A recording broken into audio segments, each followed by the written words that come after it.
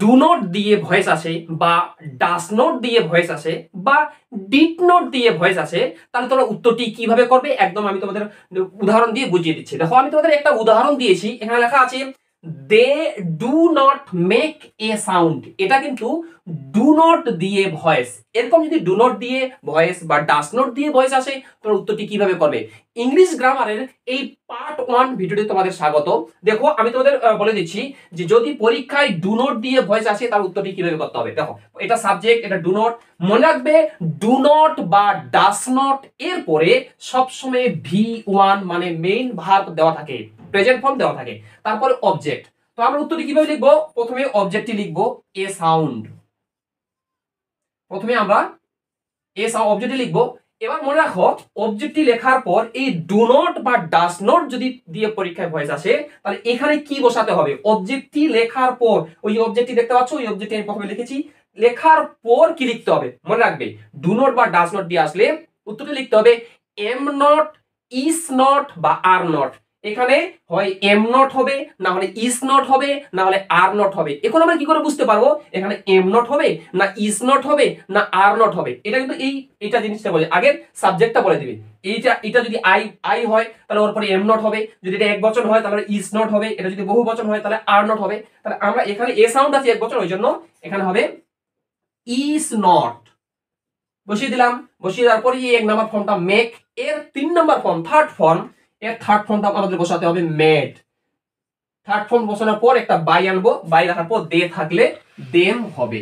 দেখো তাহলে আমরা শিখলাম যে ডু নট দিয়ে যদি ভয়েস থাকে তাহলে উত্তরটি কিভাবে করতে হবে, আমি নিয়ম দিয়ে তোমাদের। এবার দেখো ডু নট দিয়ে ভয়েস চেঞ্জ তোমরা কিভাবে করবে আমি শিখিয়ে দিলাম। এবার যদি পরীক্ষায় ডাস নট দিয়ে ভয়েস আসে কিভাবে উত্তর করবে, দেখো উদাহরণ দিয়েছি, she does not take tea. এই যে ডাস নট এরপরে V1 দেওয়া আছে। তাহলে আমি তোমাদের নিয়মটি কি বললাম, সূত্রটি কি বললাম, পরীক্ষায় যদি ডু নট বা ডাস নট দিয়ে ভয়েস আসে তাহলে উত্তরটিতে মনে রাখবে হয় এম নট, না হয় ইস নট এবং নট এবং আর নট, এটা বসাতে হবে। এটা কিন্তু একটা নিয়ম, ফর্মুলা, এটা মনে রাখবে।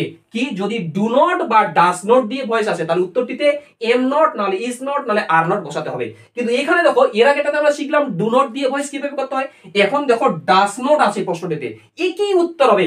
ডু নট থাক বা ডাস নট থাক উত্তরটিতে am not, is not, are not হবে। তো প্রথমে আমরা অবজেক্টটা টেনে নিয়ে আসবো। এখানে টি আছে, যেমন প্রশ্ন আছে she does not take tea, তাহলে টিটা প্রথমে নিয়ে আসলাম। টি এর পর এখানে এম নট হবে না ইজ নট হবে না আর নট হবে, টি এর পর ইজ নট হবে, টি ইজ নট। এবার এই এক নাম্বারটা 3 number form third form, take এর 3 নাম্বার ফর্ম হচ্ছে টেকেন।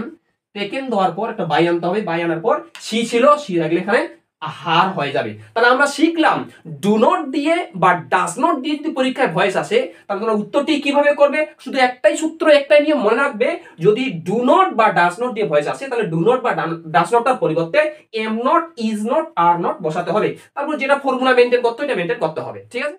ডু নট দিয়ে এবং ডাস নট দিয়ে ভয়েস তো আমরা শিখলাম। এবার যদি পরীক্ষায় ডিড নট দিয়ে ভয়েস আসে তাহলে আমরা উত্তরটি কিভাবে করব। দেখো লেখা আছে হি ডিড নট, দেখতে পাচ্ছ, রাইট দ্য স্টোরি। এটা অবজেক্ট, এটা V1 মানে ভার্ব নাউন ফর্ম, এটা V1 এর ভার্ব নাউন ফর্ম। এবার এই ক্ষেত্রে একটা নিয়ম আছে মনে রাখবে, যদি পরীক্ষায় ডিড নট দিয়ে ভয়েস আসে তাহলে ডিড নটটার পরিবর্তে কি লিখতে হয় মনে রাখবে, ডিড নটটার পরিবর্তে লিখতে হয় ওয়াজ নট, না হয় ওয়ার নট, এটা লিখতে হবে। এটা একটা ফর্মুলা, এটা মনে রাখবে, ঠিক আছে। ডিড নট দিয়ে ভয়েস আসলে উত্তরটাতে ওয়াজ নট নালে ওয়ার নট লিখতে হয়। এখন দেখো আমরা উত্তরটি করব। এই অবজেক্টটি প্রথমে লিখি, এখানে অবজেক্টটি ছিল দা স্টোরি, এটা প্রথমে লিখলাম দা স্টোরি। এবার আছে ডিড নট, তাহলে ডিড নটের জন্য আমরা কি লিখবো, ওয়াজ নট নালে ওয়ার নট। এক বচনের পর ওয়াজ নট হবে, বহু বচনের পর ওয়ার নট হবে। তো দেখো দা স্টোরি পর এটা এক বচন, ওই জন্য এখানে ওয়াজ নট হবে। ওয়াজ নট দেওয়ার পরে ই V1 টা 3 নাম্বার ফর্ম। এখানে আমি একটা কথা বলে দিই, এই যে V1 যদি পরীক্ষায় ডু নট, ডাস নট বা ডিড নট দিয়ে ভয়েস আসে তাহলে যেখানে দেখবে কোশ্চেনটাতে ডু নট বা ডাস নট বা ডিড নট লেখা আছে ওর পরে সব সময় ভার্বের এক নাম্বার ফর্ম বসে, মানে প্রেজেন্ট ফর্ম বসে। এক নাম্বার ডু নট দিয়ে থাকলেও এক নাম্বার ফর্ম বসবে, ডিড নট দিয়ে থাকলেও এক নাম্বার ফর্ম বসবে, ডাস নট দিয়ে থাকলেও এক নাম্বার ফর্ম বসবে। এটা এক নাম্বার থাকবে তবে অবজেক্ট। তাহলে এই এক নাম্বারটা 3 নাম্বার ফর্ম করতে হবে। তাহলে রাইট এর 3 নাম্বার ফর্ম হচ্ছে রিটেন, রাইটেড, 3 নম্বর হচ্ছে রিটেন, একটা বাই আনলাম, 3 নম্বরে লেখার বাই আনলাম, হি থাকলে হিম। এই হয়ে গেল ডু নট, ডিড নট এবং ডাজ নট দিয়ে ভয়েস। কিন্তু ইংলিশ গ্রামারের পার্ট 1 ভিডিও, এরপরে আমি তোমাদের ইংলিশ গ্রামারের পার্ট 2 ভিডিও দেখাবো। যদি ভিডিওটি ভালো লাগে তাহলে ভিডিও লাইক করো, এবং তোমরা যারা চ্যানেলে নতুন এরকম অধ্যায় ভিত্তিক ইংলিশ গ্রামার শেখানোর জন্য আমার ইউটিউব চ্যানেল সাবস্ক্রাইব করো এবং পাশের বেল আইকনটি প্রেস করে অল বোতামটি ক্লিক করে দাও। এবার দেখো ডু নট দিয়ে, ডাজ নট দিয়ে এবং ডিড নট দিয়ে আমি তোমাদের শিখালাম। এবার দেখো আমি তোমাদের 3টা গ্রামার দিচ্ছি। 1 number, I do not like your hair, এটা কিন্তু ডু নট দিয়ে ভয়েস।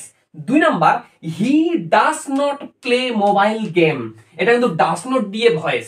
এবং Raju did not buy it, এটা ডিড নট দিয়ে ভয়েস। এই 3টা গ্রামার আমি যে তোমাদের নিয়ম শিখালাম, এই 3টা গ্রামার তোমরা নিজে প্র্যাকটিস করো, নিজে খাতায় লেখো এবং খাতায় লিখে আমার হোয়াটসঅ্যাপ নাম্বারে পাঠিয়ে দাও। এটাও হোয়াটসঅ্যাপ দেখতে পাচ্ছ, এখানে পাঠিয়ে দাও, আমি উত্তরটি চেক করে তোমাদের জানিয়ে দেবো যে তোমাদের উত্তরটা ঠিক হয়েছে কিনা।